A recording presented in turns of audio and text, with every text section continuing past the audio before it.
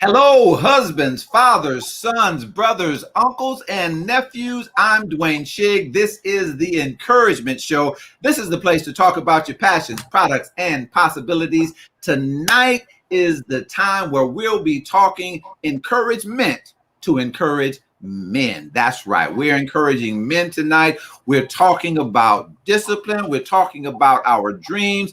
And so we'll be talking to a couple of young men that are living their dreams. And our goal is to talk about discipline, but not only talk about it, but to share some of our episodes of learning discipline in the hopes that for those who are watching, we want to help men become better men.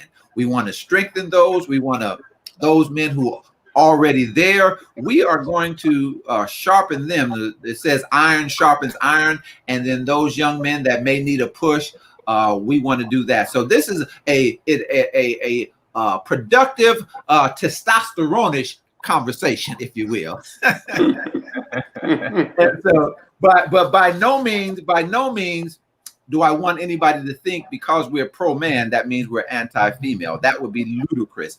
My mama's a woman. My wife of 38 years a woman. I got 3 granddaughters. And so because we're pro-men doesn't mean we're anti anything else. So we've got some powerful people that are going to be with us today. And I want to thank all of you for watching. Real quick, if you have a brother, a son, an uncle, a nephew that could be helped by this, why don't you just hit the share button and let them know, or contact them, tell them they can go to Your Encouragement Live, Your Encouragement, MINT, and they can see the show, or on YouTube. We're live on YouTube and Your Encouragement. We've got some gentlemen that I want to introduce you to, and we're going to go on with our conversation. Brother Earl White, I'd like you just to introduce yourself to the people. Well, first of all, thank you, Dr. Shigg, for inviting me on your show today. I'm humbled and honored to take part in trying to touch the lost and give encouragement to the lost. And so I thank you. My name is Earl White. I was born and raised in Los Angeles. Was educated in LA, moved to Las Vegas in 1988, and found a paradise here, I like to think. The second half of my life started here, and I own a private investigators firm. I'm one of the only blacks in the state of Nevada with that license, and I'm a man of God, and I love helping people. All right, that's my purpose in life, helping people. And gentlemen, ladies and gentlemen that are watching this show, this young man and we were in the 3rd grade together at Century Park Elementary School in Inglewood, California. That's right. And he don't remember. He's doing better. He's doing better upstairs than I am. But also we have another young man with us, Gerald Bonner. Introduce yourself to the people, Gerald. Well, thank you, Dr. Dwayne. Thank you for having me here, talking about the good things of life and us as black men, how we need to support each other and get through this thing called life. My name is Gerald Bonner, born and raised in Inglewood, California, but didn't know these 2 guys was there. We're a little bit older than you, Gerald. We're a little bit older than you. Okay. Presently, a capital investor. I've been doing this for 3 years. Just a year ago, I quit my job and went full time with this, and able to make things work for me. I love to work out, and I just enjoy helping other people and encouraging other people that they can do it too. It was a rough start, but I'm there now, and I thank God for that. He's been taking me the whole way. That's good. That's good. We want to touch on that when we talk about dreams, because you're stepping out, you're living a dream, you're doing some things. That's great. And we have another young man, Vern Williams. He's a trainer, and he's actually in a session, and he'll be here in about 10 minutes or so. We'll be talking to him. Tonight, our focus is on discipline. As men, we do need discipline. Everybody does, but specifically men. I want to ask you, I want to start with Earl and then go with Gerald. I want to ask you, how would you answer the question? How would you finish this sentence? Discipline is what? Discipline is not an enemy of enthusiasm. Wow. And to be disciplined, you have to be enthusiastic. And when that occurs, the things that you have to do to put your mind to it, and because discipline is it's a mind thing, put your mind to it, it's not as difficult. It shouldn't be as difficult. And for me, it wasn't as difficult. And some of the kids I mentor is not as difficult. But you have to do it. You have to do it with a sense of enthusiasm about, and that's with anything and everything that you do. Right. Good. Discipline. So, Gerald, same question. How would you define discipline? Discipline is contagious. Once you start doing it and you get that rhythm in your life, and it doesn't become hard. It's hard at first, but it becomes easy the more you do it. And then you know that you have that discipline in you to get up on time, do what you have to do the right thing every day. You're not perfect, but do the right thing every day. And each day becomes easier and easier, but it takes time to get there. Oh, I like that. It takes so guys shouldn't be frustrated when, okay, I want to be a better worker, husband, person, and the discipline it takes to do that. So shouldn't be frustrated when they don't get it just like that then. Right. Yeah. It's just not going to happen overnight. It's something that happens over a long period of time, and you become accustomed to doing it. And see, that's helping me right now because I've been on a mission for the last 3 months. I've got a little excess baggage around the midsection, and so for the last 3 months, I've been working on it. I love cornbread. I haven't had any cornbread in 3 or 4 months, and I haven't had a donut in 4 months. Right. So when at the end of yesterday, at the end of the end of the month, in the 3 months, I'm doing my exercise and stuff like that, religiously disciplined, and I'm thinking, okay, I get on the scale and then I measure my stomach. It's gonna be flat. It's gonna be down significantly. It was only down 2 inches. I lost 8-9 pounds. I was really disappointed. But like you said, it took me more than 3 months to gain this, so I guess it got to take me a little while. Right. Well, I want to share something with you. Go ahead, life please. Experience. So about 5 years ago, I was at my heaviest at 320. Okay. I have diabetes. I have high blood pressure. Matter of fact, every time I go in the store to take my blood pressure, the thing won't take it because it's so hot. And I wanted to go. I wanted to lose weight. So I said, well, I'm gonna go to these seminars where you do the lap band surgery. Okay. You go. I want a whole bunch of those. Okay, because I start to get concerned. I'm losing weight. I eat too much. So, but every time I went, I got rejected because my insurance wouldn't pay as much for the surgery. And I went into my prayer closet because God was telling me, you're gonna learn to do the difficult. Learn to do the difficult. That's what God said. You that was the easy way, to go get the surgery and have. But God said you're gonna learn to do the difficult. You're gonna change your address from Easy Street to Difficult Highway. Right. Okay. You're gonna move from Shortcut Lane to Difficult Highway. I like that. So I looked around, and my partner in the business, who's 10 years older than me, who's in tip-top shape, he's a trainer, his wife's a trainer. God says, well, you never even asked them. I got with them, got a diet, got to exercise, and the discipline, we talk about discipline. Right. I had to get up and go on the other side of Vegas to go work out at 6 o'clock in the morning. Yeah. Okay? Yeah. And believe me, there were times when the devil said, "Oh, you don't want to do it this day. You don't just lay here. Yeah.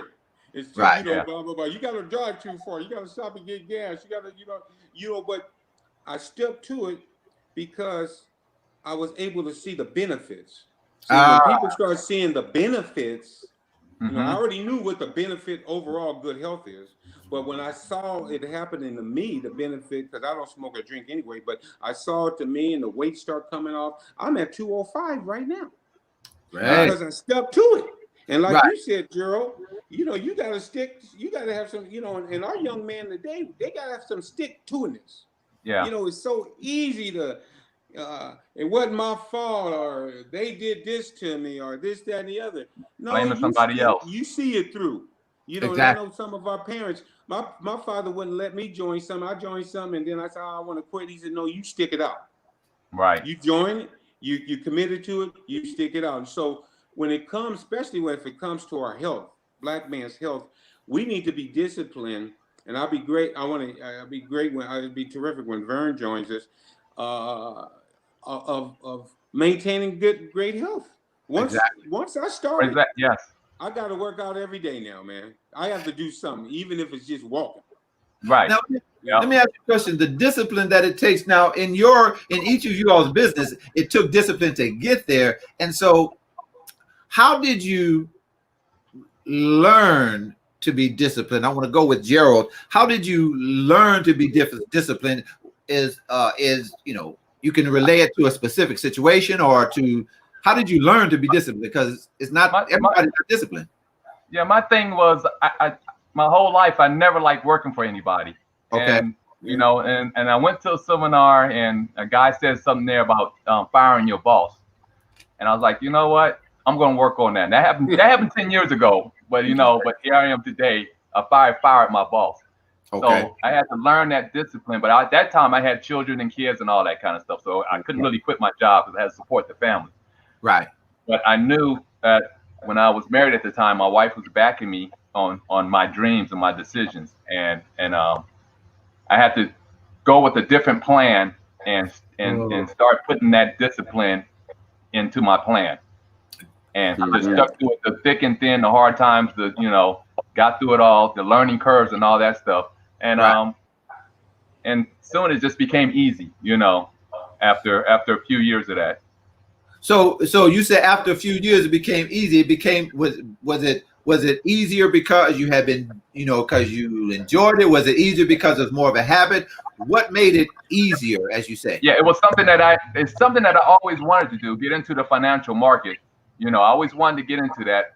And so it was something that I enjoyed doing it. Like today, I get up at 5 o'clock every day. The market don't open up to 6:30 in California. So I get up an hour and a half before the market opens and I jump out of bed, and because I know I'm able to make my day now, I have good days and I have bad days. It's just, that's just the way it is. But as long as you stay on your path, you'll learn how to get past those bad days. Earl, was there a specific lesson on discipline that you can remember? How did you learn to be, more disciplined? Because to do what you do, it takes that. So how did you learn that, if you will? Was it taught by a father, a mentor, or something happened, or what?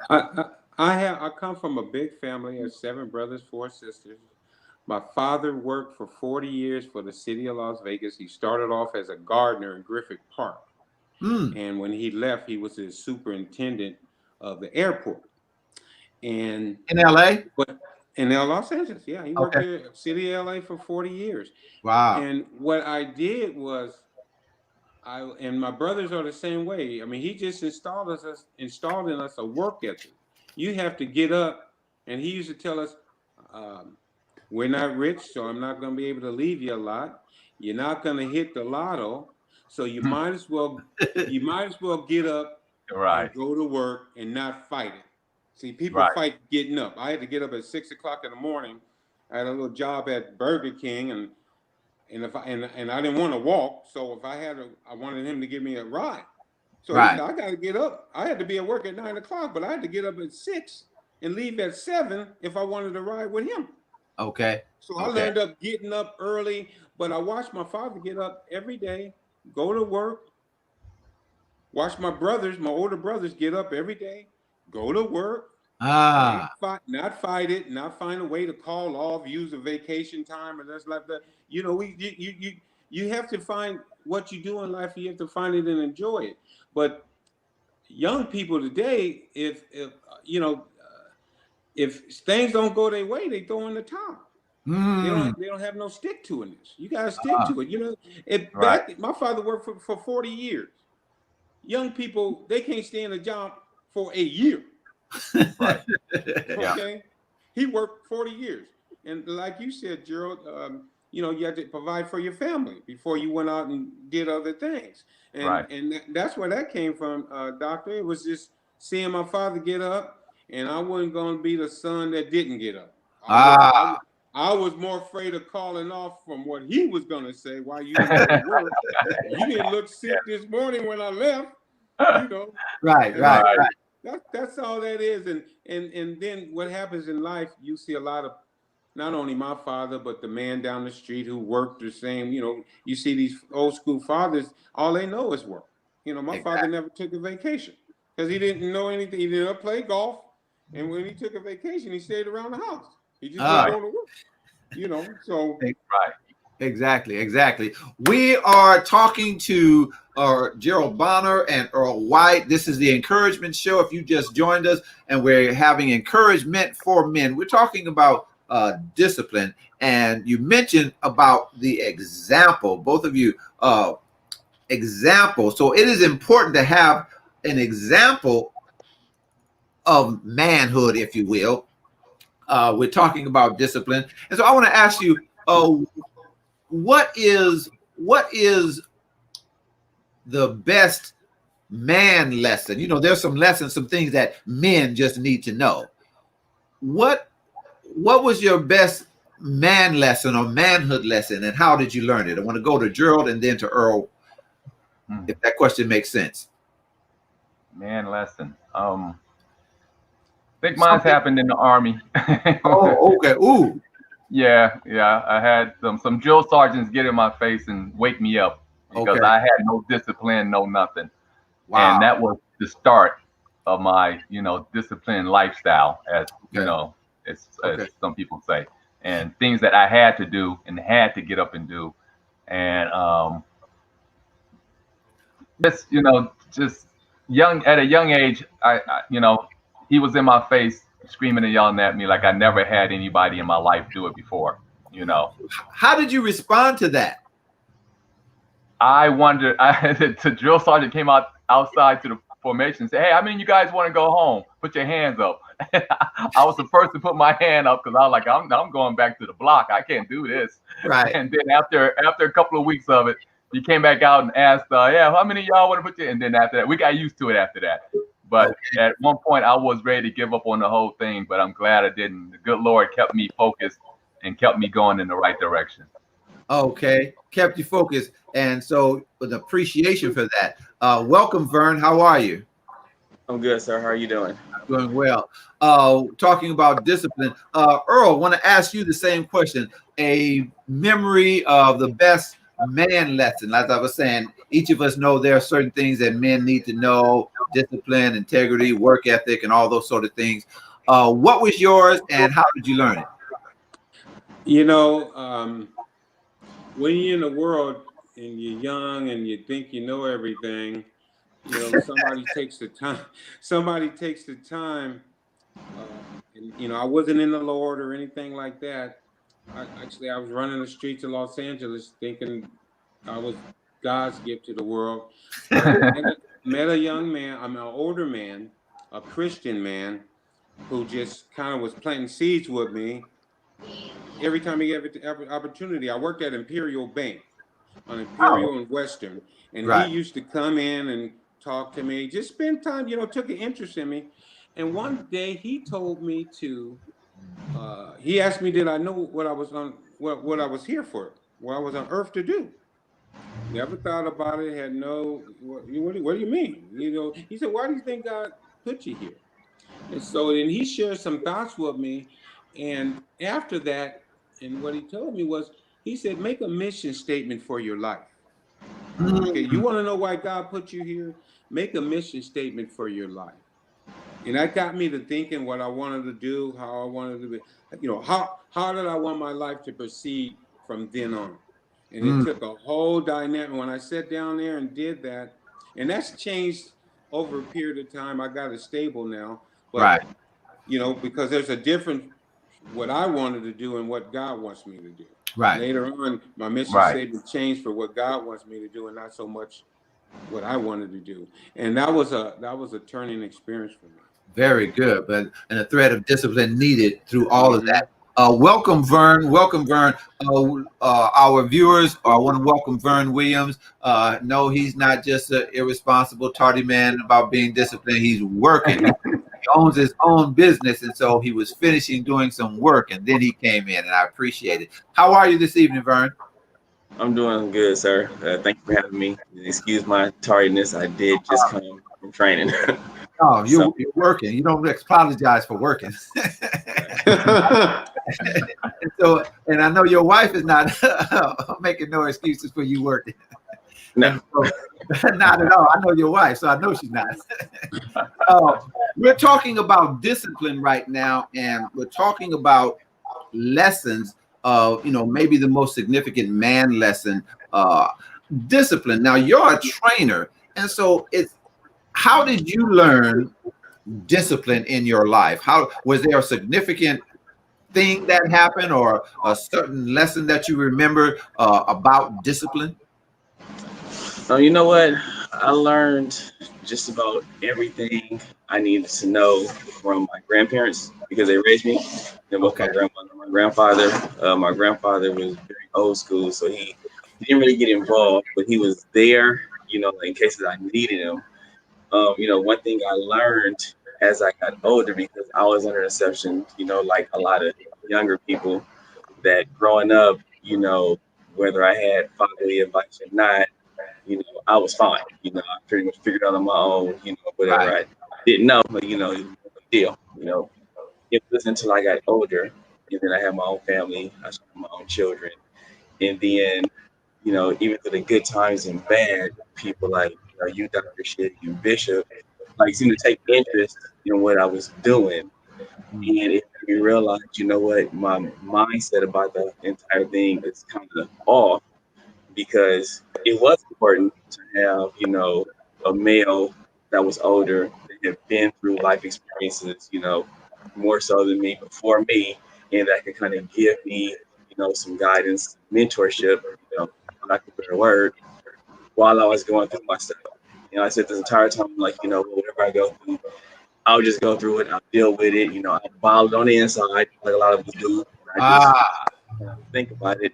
And it wasn't until I learned that it was okay to talk to someone, find out that I'm not the first person to go through something. I won't be the last, and to main thing is not to judge, but to encourage. And that's when I really realized, what, my mindset was off. And the discipline that I did receive from my grandparents was great. I needed it, but there was that aspect that I was also missing this entire time. You brought up something I want to touch on.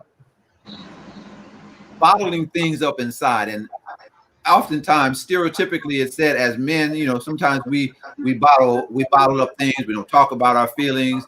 Want to go around and, if you've had that experience, why do you think that is? That, if you agree with that, if it's been your experience, why do you think it is that we bottle stuff up inside? Because that's dangerous health-wise, stress and heart attack and all that sort of thing. So I want to start with Gerald. If you've known any guys that did that, or if you've done that yourself, or as men we do that, why do you think that is, and how can we beat that? It's just put in our DNA as men. We're leaders. We're we have to support our families. We have to be strong all the time in front of them. And it's kind of hard for us to let our guard down when we're trying to be leaders in our community. Right. So a lot of stuff we might, keep inside, and we might vent a little bit, but not like, you sit there and listen to your wife, but you're the leader of this group and you want to keep going. You want to show everything that you're the tough person to keep rolling. But then, like you said, it does become health problems and stuff like that. Like lately, I've been letting it out now. Right. My girlfriend hears it now. I don't hold it in no more, and I feel so much better as a person because now I can release that. And then we was talking about the weight thing earlier today, and I've lost so much weight that I've been trying to lose, and it seemed like since I've been releasing, my emotions and my stuff like that, it's easy for me to move forward and work on other things in my life, and I just feel, more relaxed now. I love that. I love that. Yeah. I love that. Earl, your experience, why do you think it is as men we hold stuff in? Because Vern talked about, keeping stuff in on the inside. And so, and, I've done it. And Gerald, my brother, he does it. Oh, yeah. Yeah. And so, Earl, why do you think we do that as men? What has been your experience? Well, mine's been a little different because I think it's historically, we pass down things that are actually myths. I remember my father telling me it was all right to cry. Right. I'm not a sissy if I cry. Okay. It's not, it's okay to tell someone you love them. Sometimes you grew up in households where, you didn't tell your family member or especially guys or someone. Yeah, guys that you love them. Or Right. tell we don't have a problem now telling our buddy we love them, but growing up, that was taboo. Right. And so, fortunately for me, coming from a big family with a bunch of brothers, my father instilled to us the myths of what a man is. Okay. There's a man, you're not a man if you if you don't have 20 women. Those kind of things. And I felt as life went on, I felt bad. Smokey Robinson had a song out one time, "Can You Love a Virgin Man?" Right. And I was thinking of premarital, having sex when I was growing up. And I didn't, all I thought it was about the gratification for me and not what it, later on I thought, well, this is what the damage it done for the female. How much damage taking the virginity from a female during those times, because we were under pressure and we wasn't a man, or we wasn't in the manhood circle if we didn't do all those kind of things. Right. Men, they conquest with women and all that kind of talk. And so, I as I was growing older and my father's talking to me, those things became there. Well, I need to take a stand and believe that what people say wasn't true. And so to this day, I can tell my son I love him. Always did. You got men who their daughters can't sit on their lap because of some thought that society has put on us. You can't love your daughters, or those kind of things. And so I just think, we just got to fight. That's where our battle is as black men for young men. We need to stick what we know that will work, even though sometimes it doesn't work. It ain't gonna work for everybody, but it's gonna work for the one that believes in what we're telling them, because we're coming to them and we're being honest. You mentioned something. You mentioned something very important. A lot of myths about black men, society. There's a lot of things that society thinks about us as black men. We're supposed to be dangerous. They're scared of us and all this sort of thing, and different things. Vern, what was one of the first times you ran into a situation or altercation because of a certain ideology of what people thought black men were? A former airport policeman. And so I'm quite sure, a very good point that Earl brought up. Sometimes there are a lot of myths or the image of what other people think we are. Right. And so is there a significant time or incident that you can remember, Vern, where you were victimized by what other people thought of a black man? Yeah, I've mentioned this before that I grew up in LA, like most of us here at 78th in Vermont. and I got my license at 16.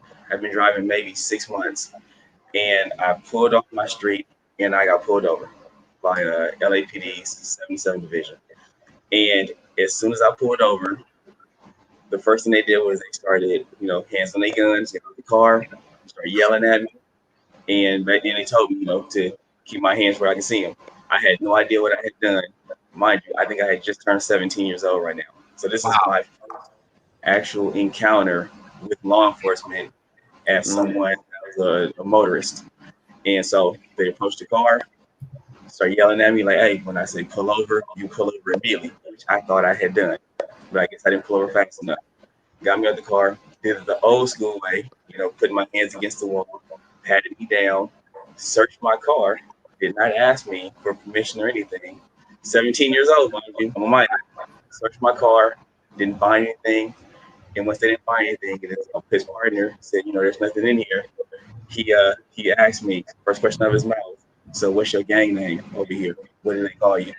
And he already had my license. He was running me. I guess he was waiting for the information to come back. He asked me what was my gang name. Didn't ask me any other questions. It came back that I didn't have anything. At that point, he tells me, I pulled you over because your radio is a little loud. And I'm like, this is kind of excessive considering I had a 1986 Honda Prelude with a stock radio. It didn't go that loud. Okay, so I don't know what he heard or what he thought he heard. But I'm like, all that treatment, and he didn't even attempt to ask me any questions or get to know me. He just assumed because I lived in the area, because I was black, I'm obviously a gang member. So hold that. I've got to go to commercial, but I want to ask you how that made you feel, because there are other gentlemen, other men who, we've all probably at one time been victimized of the myth of the black man. If it's not from policemen, it's from other people or whatever the case may be. So, and I want to get the other thoughts on that. But this is the encouragement for men tonight. And I'm thanking my guests, Earl White, Gerald Bonner, Vern Williams, for being with us, and all of the men that are watching, the husbands, fathers, sons, brothers, uncles, and nephews. And we trust that we're giving you some information that will be a benefit to you.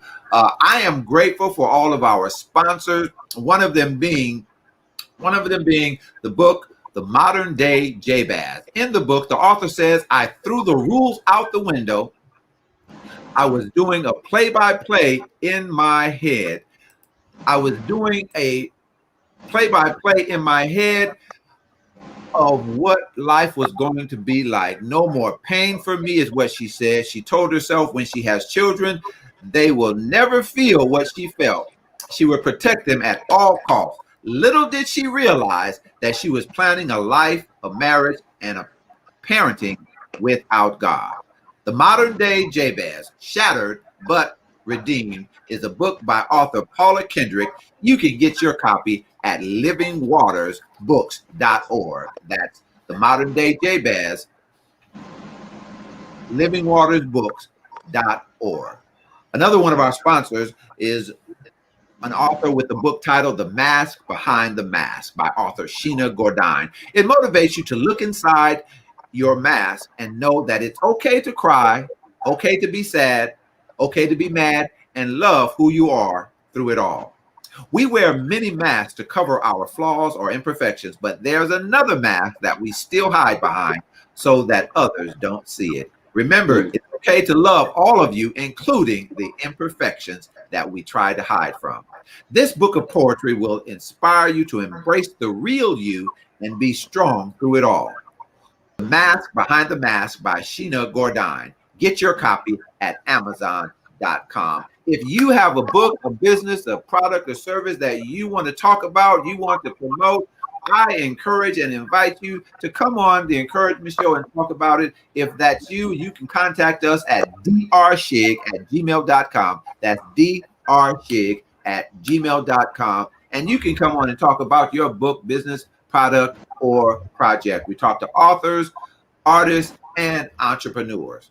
And we are grateful for all of our sponsors. This is the Encouragement Show, and I want to thank you. We were having a conversation about the first time dealing with myths about Black people that you run into.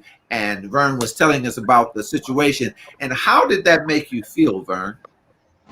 All they did was validate what my dad had told me in the Okay. past, what my grandpa had told me in the past, that pretty much not only are police officers racist, but I at that point felt that all white people were racist because that Mm, was my first real encounter. So Okay. I just took to heart what I had been taught, what I had been told.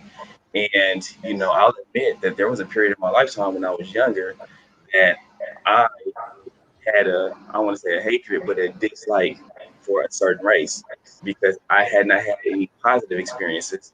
I had that negative, and I had numerous ones to follow with right. police after that. Mm.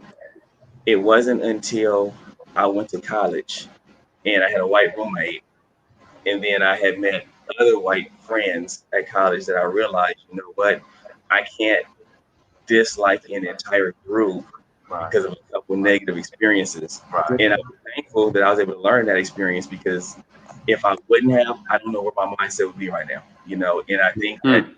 when you get around people who have the same mentality of you, that you know what, these people are a certain way, or they don't like us, so I'm not gonna like them, or they're aggressive, or they're rude, or whatever, Right. you get that mindset of, you know what, it must be right. I'm not even gonna take the time to find out if it's true or not. The person I dealt with fit that category. So you know what?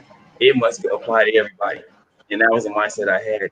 And it wasn't until I said I went to college and then ironically became a police officer myself, which I Okay. thought never happened, that I realized, you know what? There are people just like everybody else. You got good ones and you got bad ones. We're Right. all Yeah. Right, That's right, right.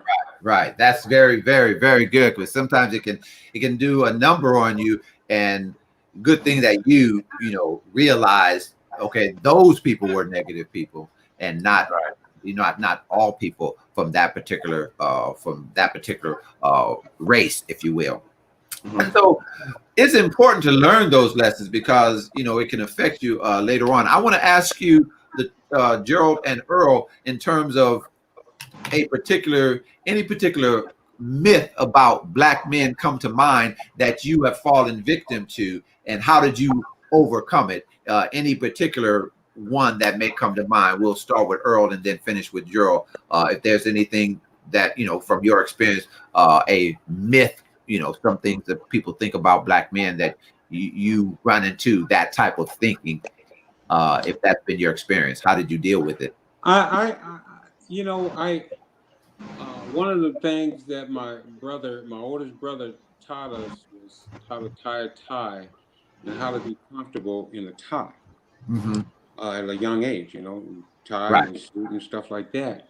And I was in the banking world for a long time. I was a lobbyist for the banking industry for a long time, and the attitude, and that was practically a dominate, well, not practically, it was a dominated white industry. So I had to, all the places I went, I was the only Afro American, Uh-huh. and uh, people kind of was surprised that a Black man can dress up. I mean, no, I'm just telling you like it is. That's Right. kind of surprised. I can put on a Brooks Brothers suit and a Right. red power tie and a yellow tie and a white shirt and all that.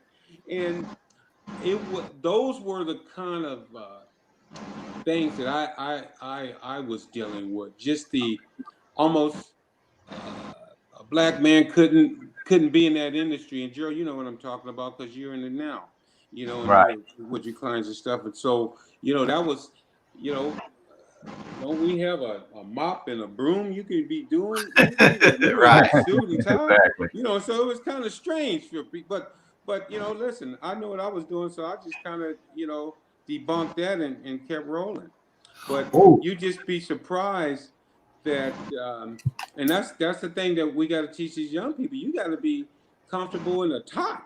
Most of the kids I grew up with, they on Easter they couldn't wait to get home and take their tie off, right. or Right. picture day at school or something like that. I was wearing ties from elementary school to every chance I got because it made me feel different. I Oh, felt different when I had a tie on I like that. or a suit or something like that because of the stereotype of, black men can't wear a tie. I Gil like that. Scott I like Heron, that. in one of Gil Scott Heron's songs, he talked about putting on a suit and tie for a Right. job you may not even qualify for. Ah, So, I like that. And you you mentioned know, something about knowing who you are.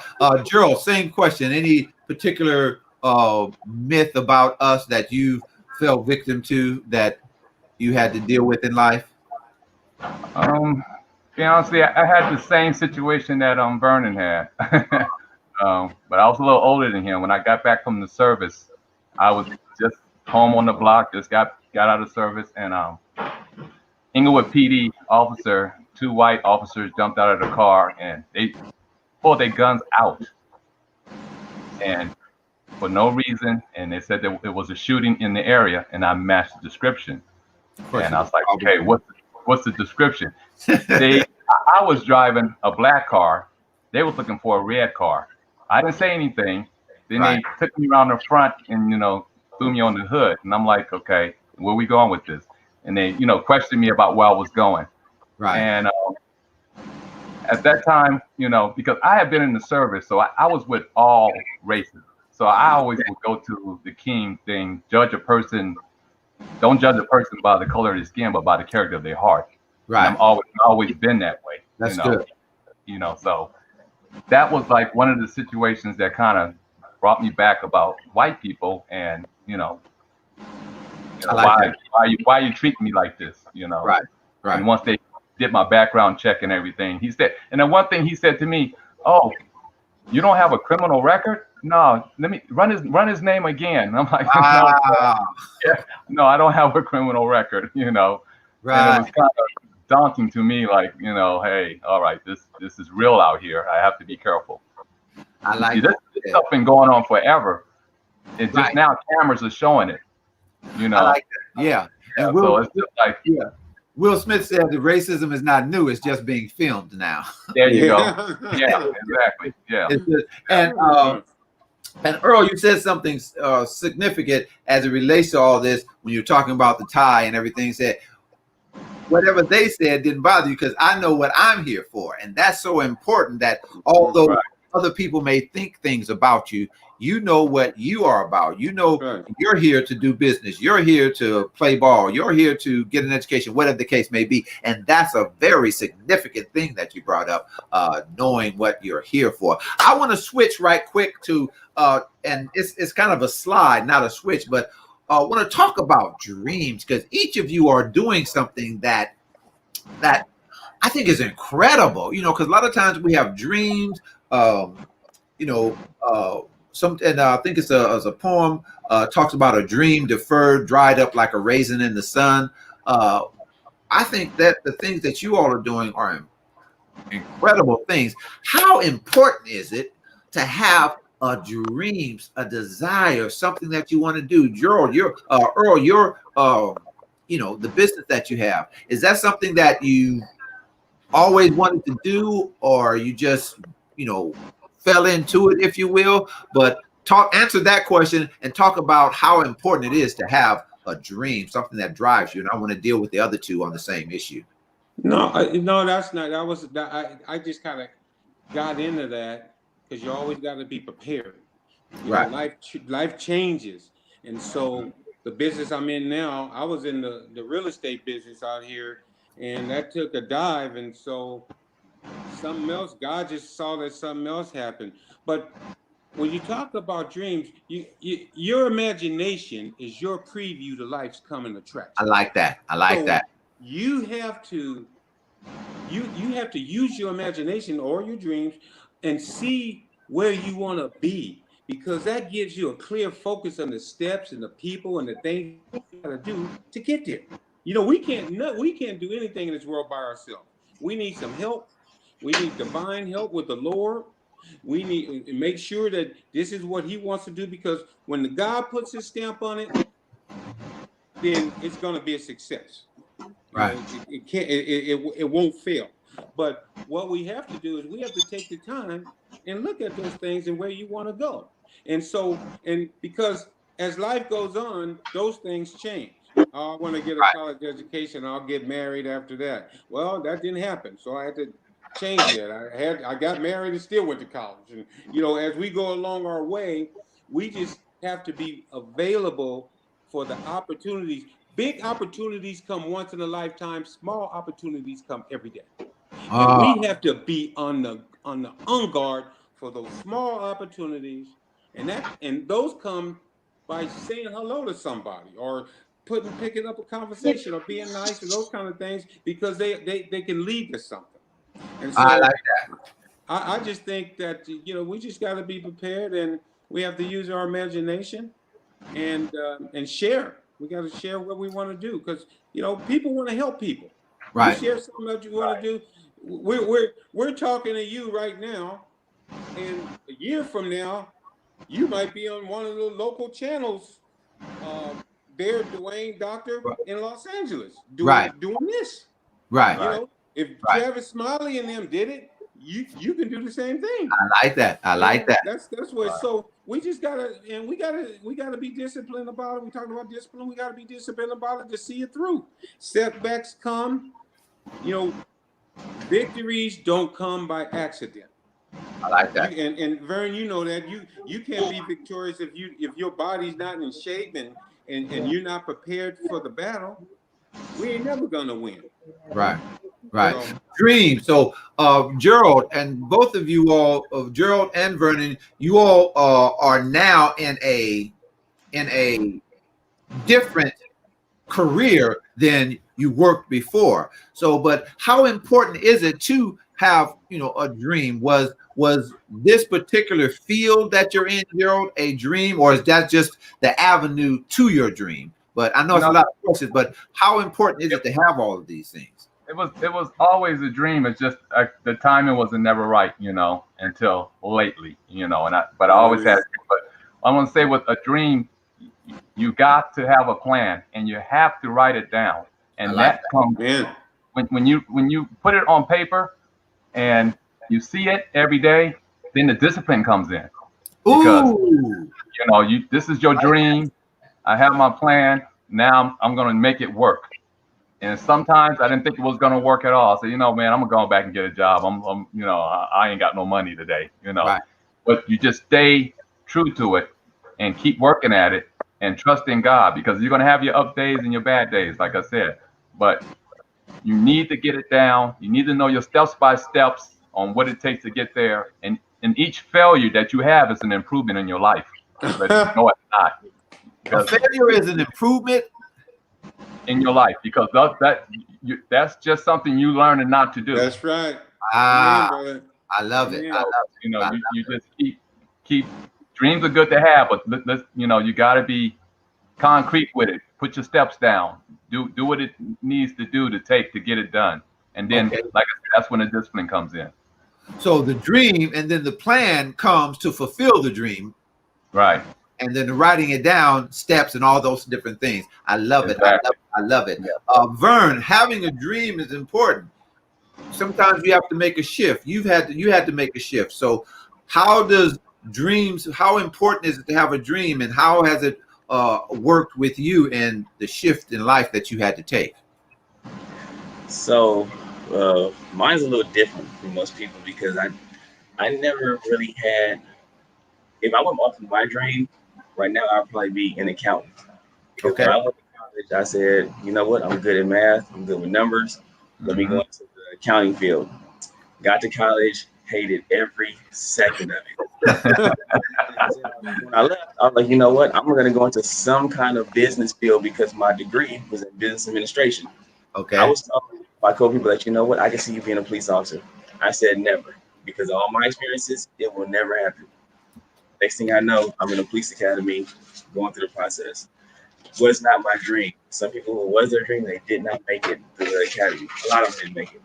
But I said, you know what, if this is the field that I'm going to take, I'm just going to put 100% into it and be the best officer I can be. I'll be the kind of officer I wished I would have seen on the streets. Okay. And that's the status quo. Time went by, 15 years later, dream had to change. And then once I left the police force, I was at the point where, like, you know what, I'm tired of having to report to someone else. I'm tired of being the one doing all the work, and it's not even about credit. It's just about, just not feeling like you're being acknowledged or appreciated. Right. So I'm like, why am I here doing Right. this stuff? And then I have a family who, like, I'm literally working 12, 14, sometimes 16-hour days, not being with my wife and kids, for what? To be not appreciated? Right. So, so it came to the point I'm like, you know what? I want it to be where whatever money I make, I'm the boss. I'm the one that's doing it. If I'm not making money, that's for me as well. I take the good and the bad. And right now, I didn't plan on being a fitness instructor. It kind of like a coworker that I had who was already in this field reached out to me. He kept like bringing it up every time we had a conversation. And he wanted to mentor me into starting my own business. And he said, I want to do this because you were my supervisor in law enforcement and you were such a good guy to me. I want to bring you along with me. You can make twice, if not three times as much money as you were making doing what you were doing. And Mm. it's a different way of helping people. And that's really what I That's like right. doing. I like helping people, and now I'm helping train people, help them lose weight, get rid of some disabilities that come with weight. And once I decided, you know what, let me go this route, even though it was not my dream, I had to get over the fear of doing something else. And once I got Ah. fear, and I put my all into it, I'm that kind of person. I've always been like, if I put my all into something, no one can tell me that I can't be successful in it. So just having that certain mentality, I just felt like, let me study to become a certified trainer. And I studied for it. It took me 3 months to study and then get my certification. The average time it takes is a year. And I got Wow. the certification. And I was Hey, like, wow. let me Wow. try to Nice. become a weight specialist. Let me get that certification. I got that. Now I'm working on being a nutritionist because working out and food, they go hand in hand. You really can't have one without the other. That's right. So kids, I want to help adults. I want to help people that's already in shape, people out of shape, people that's in, the worst shape you could possibly think of. I People want like to me. People like me with this thing around my. Say he's been very respectful. He didn't say nothing about my stomach, but he's seen this stomach before. But he's been very respectful.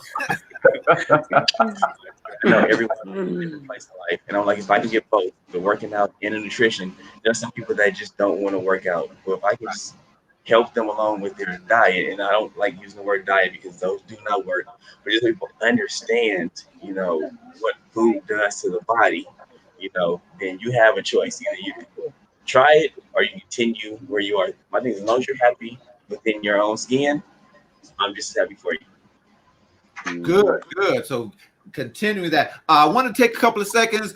We've got about 5 or 6 minutes. I want to take a couple of seconds. Tell us about your business, and then I want to talk just for a little bit. I want to close out talking about handling the ups and downs, because each of you in what you do, there are ups and downs in what you do, and in life there are some ups and downs. So I want to close out with us helping some men deal with the ups and downs so that we can keep going up. But tell us about your business real quick, Vern. Okay, so my business name is At Your Best Fitness, and I work alongside in partnership with how my shirt says TNT Top Notch Training. The gym itself is located in Garden Grove. I mostly train teenagers, children that play sports, so it complements their physical activity they're already in. So they can practice playing sports. And my gym is located in a facility where they can come right from practice, or they can come before practice, come to the gym. I'll train you for an hour, and then you can continue on, what you had doing. So the stamina, endurance, I focus on core exercises, cardio, strength training, all of that. I try to help. I can't help you get better at the sport. I mean, if you're not good at the sport, you're just not good at it. Okay. But I can put your body in a position to where you're at your best, physically, to where there's really no excuses, if you don't make it. During the COVID-19 issue, I had to start an online training class, and that's more so geared towards adults. So I have an online Zoom class that I do Monday, Wednesday, Fridays, 8 p.m. It's mostly adults, and I know everyone doesn't have equipment, so we can't afford equipment. So the workouts I do is a cardio workout, and no equipment is needed. It's just you, some water, a towel, a mat if you need it, and a positive Okay. Right. You can work with that. So if anyone wanted to get in touch with you to sign up for the training, how can they reach you? So I have, I don't know if you can see it on my business card up for a second. Just give us your number or address, number or email address or something. Okay. So the phone number, my number is 714-822-0234. I have a website. It is www.tntgardengrove.com. And I also have an Instagram page. It is coach_Vern_TNT. Very good. Now we're going to close out. You already mentioned about the COVID situation that kind of moved you, but in dealing with dreams, there are ups and downs, and dealing in life, there are ups and downs. I want to close this out. You dealt with that, Vern, in terms of your situation, the COVID. You had to do that. How you had to switch. I want you to take 2 minutes, and each of you, I want you to take 2 minutes and help somebody understand that in life, as you deal with different things that you deal with, there are ups and downs. And how have you come through this one? So I want to close out encouraging somebody. So we're going to Vern, Gerald, and then Earl, as it relates to dealing with the ups and downs. Because in your business, as the officer, and then that situation went away, and so you had to deal with the trainer, and then the COVID messed that up, and then Gerald with your with your investments there, that's up and down all the time. and Earl also. So I want to close out. Vern, take 2 minutes, talk about dealing with ups and downs, and help some brother watching this. Okay, there's a period where you're gonna feel like you have zero ups and you just keep going down further and further and further. Okay. I am no exception, and the bishop even told me that he feels that I'm one of God's favorites because I have so many downs. I had to getting sick, though my job issues as being a police officer, had to take care of the kids, while she was sick. And it was like, and then while doing that, I said, you know what, let me start my own business. I started my own business January 1st, pretty much officially opened. And then come March, COVID hit, the gyms got shut down. And they got shut down to July, opened up for 3 weeks, and then it shut down again. And we're still going. I just reopened a couple weeks ago. The best advice I can give is do not, by any means necessary, give up. The entire time I went through this, I had to accept what I couldn't control, what I could control, and I had to figure out how can I adapt to these changes. Hence why with my gym clothes, okay, I will do it online. Everyone's at home anyway, and we can work out. Okay, so it's one of those things. My wife, I knew in my heart, in my spirit, that she was going to get through what she was going through. So I never got down about that. I just know this is a period of time. We're going to deal with it and get through it. Whatever you're going through, it is temporary. Nothing's permanent. You will get through it. Amen. Great. His wife is a walking miracle anyway. How God brought her through. Gerald, what you do, ups and downs all the time. Every day. The market is a wild place to be in. Help some brother who's dealing with ups and downs, and help him. You just gotta have a positive mental attitude. Go into it with a good attitude every day when you jump out of bed. Have that faith in God that's gonna get you through that day, because it's gonna beat you up, and sometimes it's gonna love you. And you just love those loving days and deal with the days that beat you up. Right. And as long as you know that you're doing the right thing for you, and whatever your thing is why you're doing it. Like, everybody's got to have a why they're doing this, or why they want to do their own thing. Have that why there. Have that why written down on a piece of paper. Know that, don't give up. Like Vernon says, you're going to have those tough times. Don't give up. Is that what you want to be, and that's what you want to do, then have that faith, trust in God. I've been where I had no money at one point, but he got me through it. I didn't give up. I didn't quit. And now, I'm not saying I'm successful, but I can live on my own. You know what I'm saying? I don't have to do the work enough like that. You know, like I said, I worked for 3 years, 4 years, and I just quit my job, you know, a year ago, and I do this full time, and it's taking care of all my godly needs. You know, all my bills are paid every month, and that's what's important Amen. when you first getting going and first getting started in this business. But don't give up. You know, have that positive mental attitude, deal with the rough days, and just keep pushing forward in life. And you're gonna have it. You're gonna get it done. I love it. Now you're Amen. a trader. You trade day trader. I trade stocks and I also trade future contracts. Oh, okay. So future contracts are a little more lucrative. You can make a lot of money, or futures, you can lose a little. Stocks, you can make a little money and you can lose a little money. So each day, like I said, the market opens up at 6:30 in the morning on the West Coast. And that's the other thing I like about it, because you get up at 6:30. Well, I get up at 5 because I go work out. And then the market opens up at 6:30. Then you're done working around noon, 1 o'clock every day. So now you're able to go on and do whatever you want to do for the rest of the day. Okay. But I like what you said. It's up and down, and that's a field that's definitely up and down, but keep going. I love that. Earl, Right. you help with football. You have your business. Life has ups and downs. So help some brother watching to understand from your experience that, it's going to be ups and downs, but how do you make it through? What do you do? I'm gonna share two things, and Gerald and Vern, thank you for your input on those things on this topic, because it was terrific and I learned something. with young high school boys who are learning and looking, Right. I always tell them, go to the next play. You fumble the ball at the goal line, go to the next play.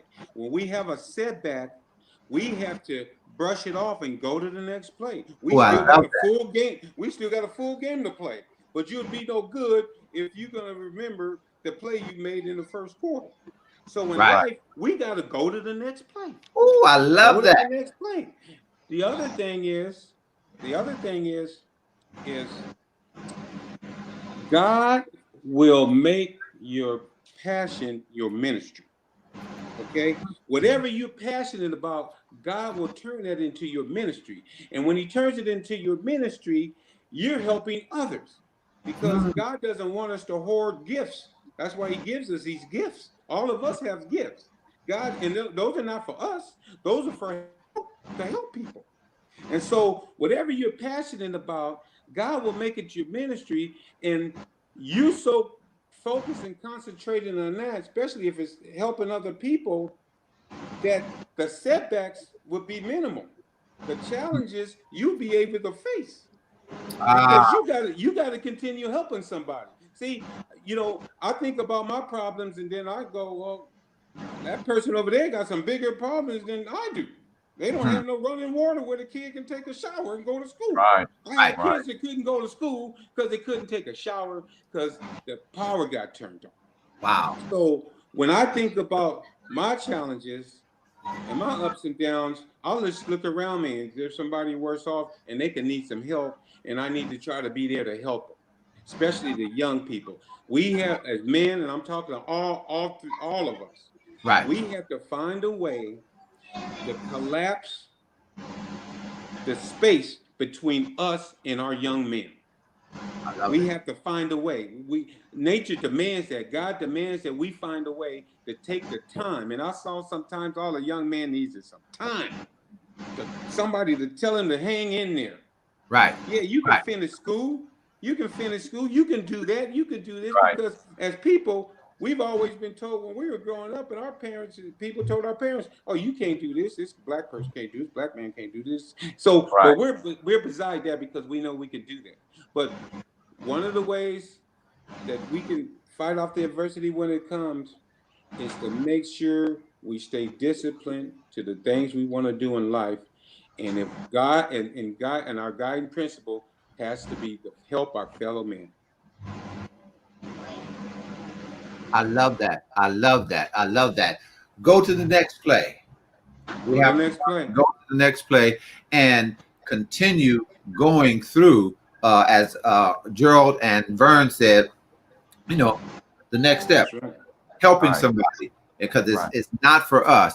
And I really, really love that, appreciate that, because all of you in dealing with what you're dealing with, you've gone through, you've dealt with things, you've been down and you've been up. And so I really appreciate that. I want to say thank you to you gentlemen for being here tonight, for taking out the time, because I know all of you are busy. Thank you for taking out the time to come on, have some encouragement for men, as we talked about discipline being what we need, and then the dream, write it down, as Gerald said, have a plan. And sometimes, the road to the dream is going to shift, and Vernon talked about that. It was one thing and now he's something else, but you have to, and Earl mentioned something very good about having an example.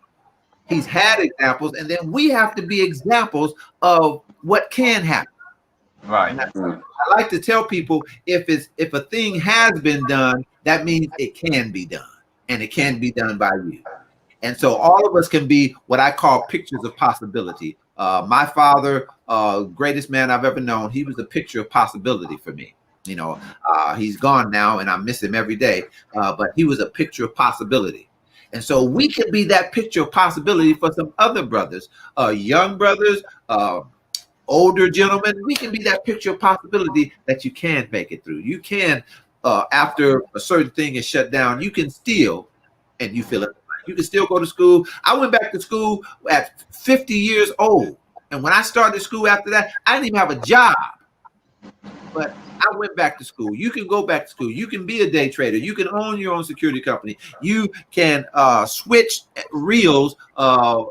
You're too young, Vern, but Gerald and Earl might remember Brad Pye Jr.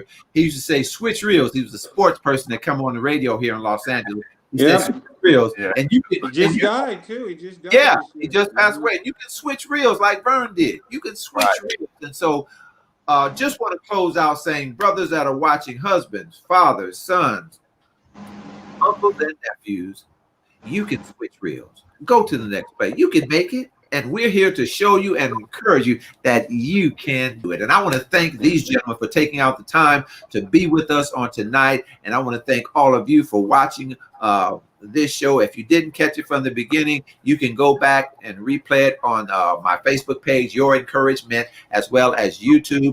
And you can also follow me on Instagram at EncourageMAN, the letter EncourageMAN. And my Facebook page, Your EncourageMINT, MINT. And you can also follow me on Facebook, Encouragement, and on YouTube. And I just want to let you know that you can get a copy of some of my books. This one is the newest one. It's called Encouragement from a Formerly Frustrated Dreamer. This one is called Go Get It, Stories and Steps to See Success. And it's not showing up because of the green screen in the back. I forgot about that. But you can get those on Amazon.com. Go to Shig. Go to Amazon.com. Just put in the name SHIGG. If you can't remember the name of the book, just remember my name, Shig. You won't get lost, because when you go there, there's only 3 people on there with that name: me, my brother, and my cousin. So literally, it won't be a problem. But thank you for being with us tonight. Thank you all for watching. And I trust something was said that helped you. These brothers helped us tonight, and I thank them. My grandfather, Mr. Ben Shig, would always say, people don't have to be nice, and when they are, you ought to say thank you. And so I appreciate that. Took out the time to be with us tonight. And all of you continue to watch us. And as I've continued to tell you, I want you to remember that your dream is doable. You can go get it. And I know the times are tough, but you are too. You stay encouraged. Be blessed. Thank you for being with us. You brothers, hold on a second.